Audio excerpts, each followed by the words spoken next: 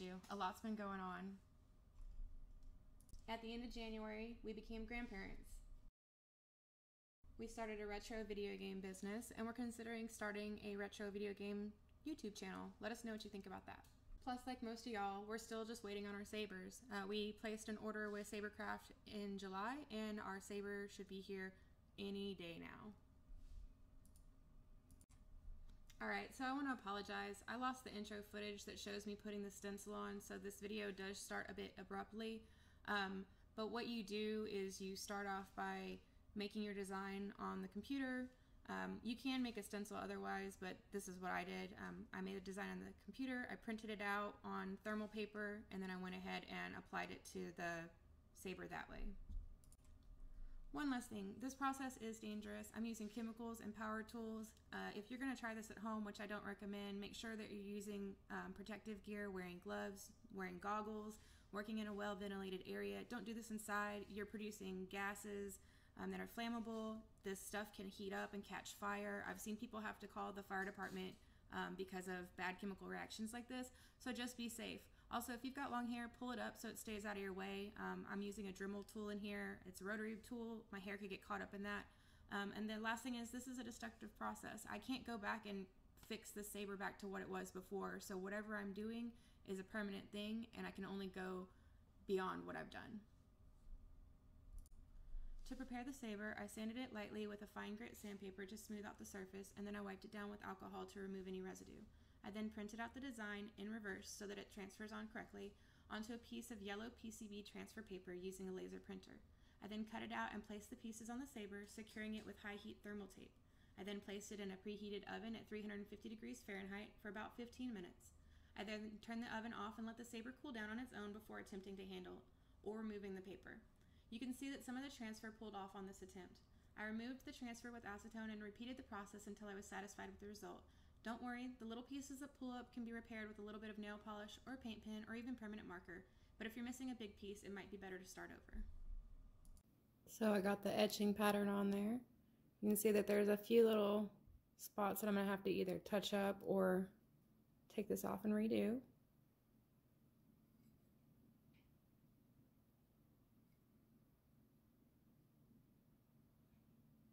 But other than that, it's getting ready to go into the chemical etching.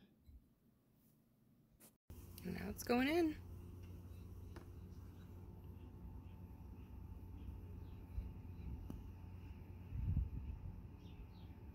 And this is what I use.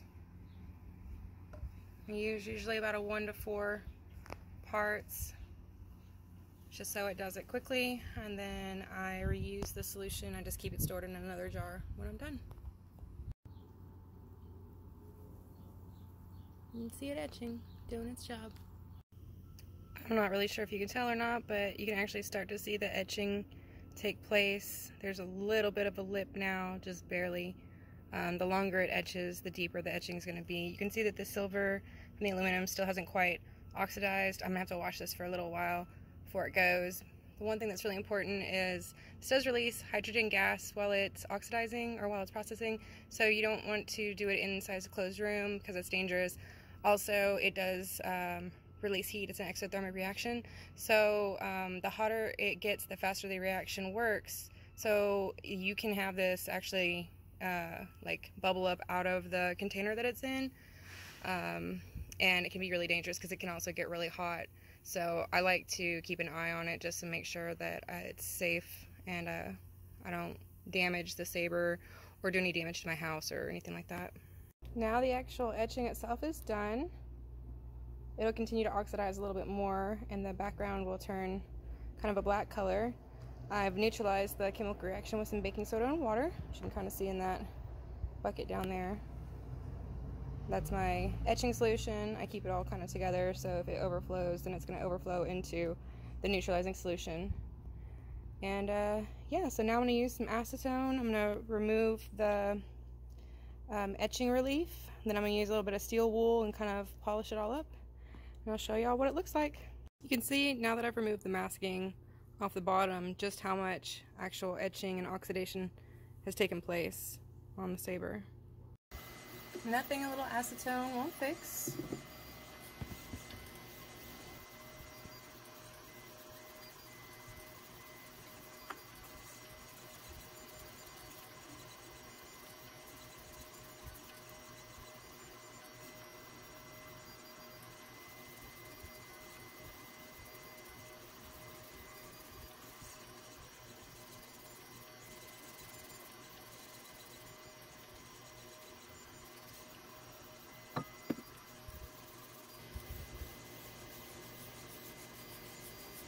And like I said, y'all, this is just acetone nail polish remover, and that gets the toner off.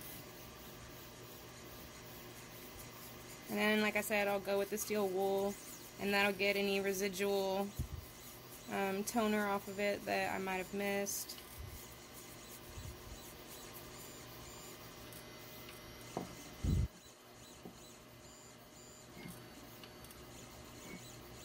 Now you can kind of see the etching a lot better. So yeah, almost done.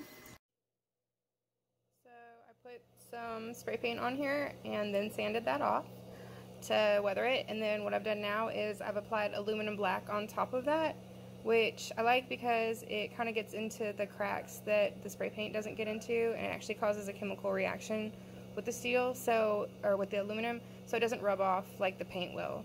So it gives you a little bit longer lasting etching, but what's nice is the paint will still wear off, so then it gives you that customized weathered look a little faster when you start using the Saber on your own. That's just something I've kind of learned over the years as being a painter, and it's kind of what I've started doing with this.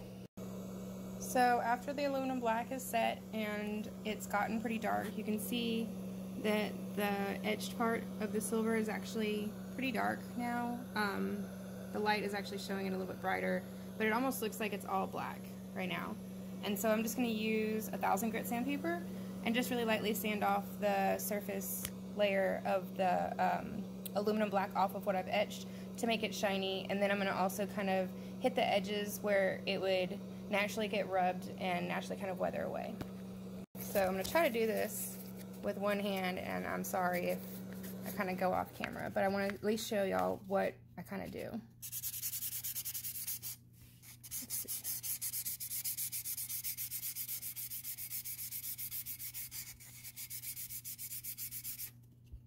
And so you can see that just that real light pressure has removed some of the weathering off. And so it's really hard for me to kind of control it with one hand while I'm recording it, so I just wanted to show you all kind of a real quick idea of what I do, and then I'm going to go ahead and do it off camera, and then I'll show you what it looks like when I'm done. So this is after I've sanded off some of the weathering. So I did use the 1000 grit sandpaper first, just to kind of really lightly remove that top layer without trying to pull off too much of the background black, because I wanted to keep that there. And then I went ahead and I took two different versions of 150 grit sandpaper. One is this red one that I've actually had for a really long time. It's really floppy, so it's nice because I can kind of fold it around, and since it's been worn down, it's not quite as sharp as it used to be. So I know it's kind of like dull, but it works really well for kind of like weathering it without scratching the paint really, really hard off. I have this other piece of 150 grit sandpaper that's a different texture. It's more sandy, like individual sand grains. It's not this like garnet grit stuff. And so this one's a lot more abrasive right now, I feel, and it takes off more of the metal. It actually like goes down through the top couple layers of the surface. And so what I like to use this one for is kind of giving it more of like that scratched up, kind of banged up look. So I used the 1000 grit sandpaper first, took off the top layer, got down to the kind of color that I liked. Then I used this one to kind of remove the weathering in here, so I could kind of bend it and fold it and make it like what I needed it to fit. And then I used this one right here just to kind of roughly go over the Saber to give it a little bit more of a like a random scratching wear pattern to it, to kind of just blend out all the other work that I had done. I also kind of tried to like rub it in a way where your hand would rub over the switch and stuff like that to weather the paint around here, also on the back side, just like where you would naturally put your hand there. I'm trying to think about, you know, where your fingers would go and how it would naturally weather over time, and kind of just enhance that look. So what I'm going to do now is I'm going to weather the switch to match the Saber. I'm going to put the electronics in it, and then the last thing that I will do is I'll put the leather wrap on. Then I'll have a completed Saber. So I will see y'all here in a little bit. This is aluminum black. This is the metal finish that I use on top of the spray paint. It's used to like touch up guns and stuff like that, that have like that black finish. So it actually causes a chemical reaction with the surface of the metal turning it black. And so it works really well for the sabers, especially if you want to kind of give it that weathered look that isn't going to rub away quite as quickly as the paint will. So I've applied some to the switch.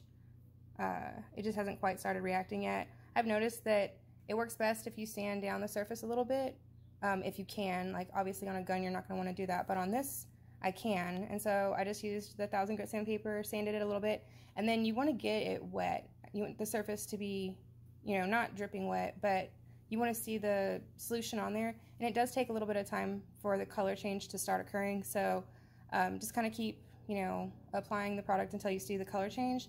And then once it sets, then you can kind of wipe it off and then sand it and kind of finish it to the color that you like.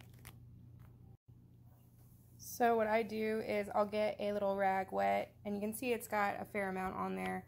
And for the switch, I'm just going to kind of rub it on the little button or on the little spot that's wet until the chemical reaction starts to occur. Where is it at? You can kind of see that there's like, it's wet. So it's got product on there. And so now it's just waiting for the reaction to take place. Sometimes it's fast, sometimes it's slow.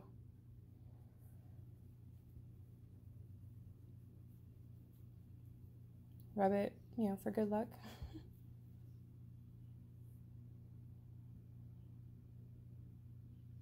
Anyway, so yeah, so we're gonna let it take its time, and hopefully it will turn to a nice kind of shiny black metallic color, and then I'll just kind of buff the edges off, and that way it'll match the Saber a lot better. Alright y'all, so I'm finishing up the Saber. I've got the etching and stuff done. We've got it wired up. We've got our switch back in there. Weathered it a little bit. I'll probably put a little bit more paint on this and kind of weather it a little bit more so the button matches a little bit better. We've got it switched up. Got our lime green LED in there. Really, really pretty color. And then I was doing the leather wrapping, so I just took it. I'm doing a baseball stitch with a little bit of like a triangle. It's just kind of the way I manipulated the threads to look. I just think it looks kind of cool because it points down, the little arrow stitching. Just like lacing up your shoelaces, I go from the underside, sorry about that, go from the underside of the leather to the out, with the stitching going from the inside out. That way you get the string wrapping over the outside of the leather. Then you just pull it tight as you go. I did use Gorilla Glue contact adhesive to hold the leather down onto the Saber. I start with a strip down the center, so a little line of glue right here to hold it in place. And then I go around the top edge just a little bit so that it holds it and doesn't let it wiggle down as I'm working. And then as I go, I'll add a little bit more on the sides just to keep it from slipping when you get it and hold it. Once I get to the bottom, I'll do a couple little loops, I'll tie it up, and then I'll actually tuck the thread back underneath the leather so that you don't have like a short end of the thread that comes loose or the leather comes untied. Then I'll finish it off with a little bit of glue here at the very bottom. Sometimes I'll put super glue on the edges just to keep the leather nice and tucked in and kind of hard. And then I'll sand it all down and actually put some coconut oil and some leather conditioner to weather it. And then kind of push some tool, like a screwdriver, into it to kind of reinforce the lines that were already on the hilt, just to kind of add to the weathering. So yeah, so I'm probably about maybe an hour away from being done with everything. I still have to do the etching on the pommel and do the enamel inlay, and then I'm good to go. So yeah, should be done in just a little bit. Alright, so we're almost done. I've got the pommel here. I have a really bad version of the outline of the shape I'm gonna carve out with the Dremel, and then once I'm done carving it out, I'm going to inlay it with some enamel and some mica powder, and then it'll have like a really nice kind of green inlaid heart emblem in the bottom of the pommel that matches the other Saber that I made for our original YouTube giveaway. Of the heart shape kind of started in the pommel, and so now I'm going to take the bit and just keep going until I get it down about 1/4 of an inch. Alright, so you can see now that I've got a nice little indentation engraved in there. So now I'm going to sand off the top and smooth it all out, and then I'm going to go ahead and fill in the inside with the enamel. Alright, so we're going to go ahead and put in the, I know I keep saying enamel filling. It's actually not enamel, it's UV gel. So we're going to go ahead and mix it up. This is my mica powder that I'm going to use. It's a nice kind of green color. And this is the UV gel. We just need a little tiny bit. Try to do this while I'm looking. Tiny, tiny bit. We're going to get a little bit of our mica powder. Again, a little bit goes a long way. This is probably more than I need. Okay. And then we're going to mix it up. Sorry, this is really hard one-handed, y'all. So, once we get it all nice and thoroughly mixed, you can see we're getting like a really, really pretty deep green color. Here. So do this. Alright, so now that we've got it nice and mixed, we're going to go ahead and start putting it into the well.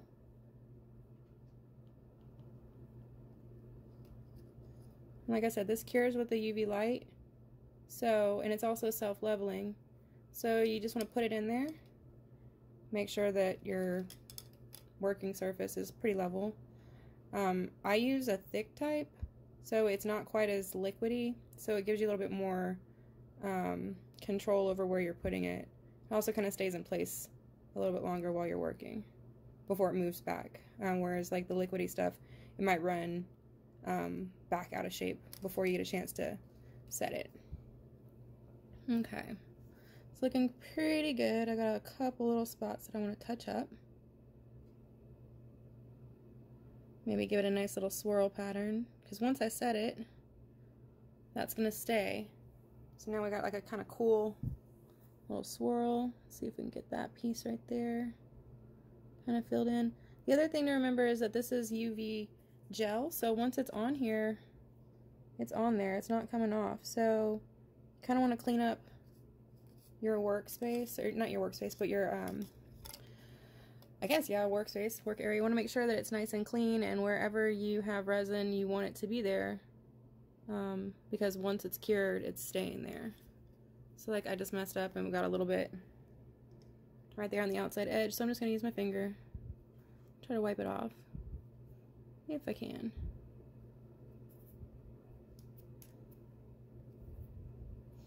Okay, so I'm going to go ahead and swirl it one more time. I want that swirl back.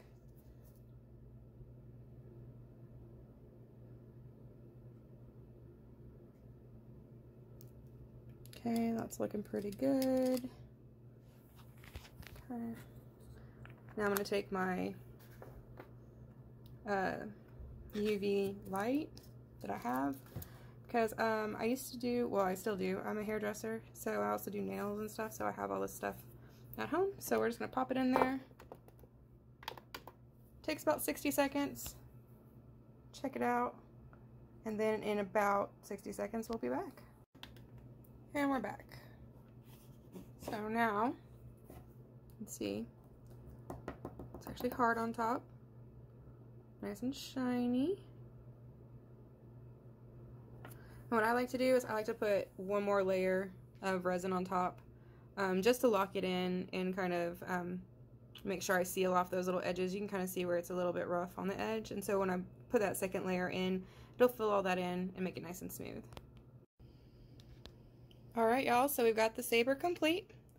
Got the leather wrapping done, the etching, the weathering, got the pommel finished, did the little heart inlay at the bottom. And then, like I said, I redid the wiring, so we've got that nice lime green LED in there. So yeah, I'm going to get it packed up and ship it out today. Thanks y'all. I really can't thank y'all enough. Thank y'all for sticking around. Thanks for encouraging us to keep making videos, asking us where we are. It really does mean a lot to us, and it keeps us motivated to wanting to produce more stuff for y'all. Like I said, we're talking about making a video game channel. We're even talking maybe about doing a resale channel. That's stuff that we've gotten into in the meantime while we've been waiting for some of our Sabers to show up. Life is busy too. I'm in grad school. General Malice is working. Plus we have a family, new grandkid. So lots of stuff going on in our lives, but let us know what you guys want to see, if y'all be interested in seeing those other things. And I just wanted to say thank y'all again. It's been awesome. It's been a great year with y'all, and here's to another year or more. We are being sieged by the rebels.